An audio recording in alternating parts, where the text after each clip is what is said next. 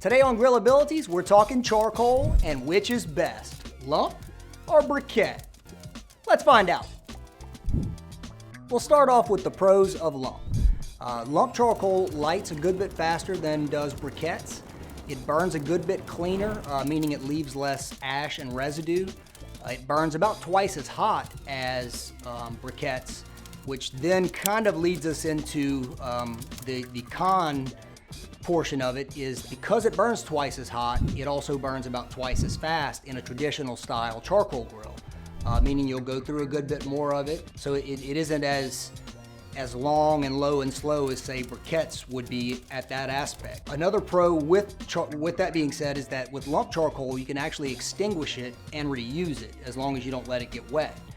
With briquettes you can't do that because they have additives that make it continue burning until there's nothing left. Now as for the pros of briquettes, they last a little bit longer traditionally than say a lump charcoal, and also just the briquette itself, the shape is more uniform, and so it's usually easier to stack and to, for placement depending on the type of setup you're grilling and, setting up for whatever kind of grilling you're doing. So that's definitely a pro. The con to me is that it's generally made with sawdust, coal dust, fillers, binders. Those aren't exactly, I don't really associate those things with food, so that's kind of a con to me. The other thing is a lot of times you end up lighting briquettes because they're a little harder to light. You light them with lighter fluid, which can leave residual tastes and things on your food. Kind of a con, again, to me personally. So what's the correct answer? Lump or briquette? Well, up until a few years ago, I would have definitely told you lump. Huge advocate. I love using it. It burns clean and hot. It's easy. I like everything about it pretty much. But nowadays, there's actually a compromise to where neither of those two might be your best answer.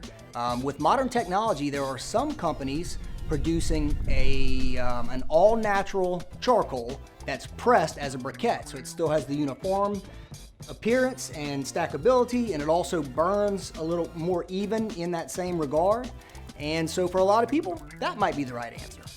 So there you have it. If you are the rocket hot cooking, steak searing kind of guy like myself, you're probably going to want to lean towards lump charcoal. But if you'd like to try something new or you want something somewhere in between, you should check out the newer varieties of pressed briquette all natural charcoal. Lastly, more importantly than all of the other things that have been said, it is more important to stay consistent with the brand and type of charcoal that you use.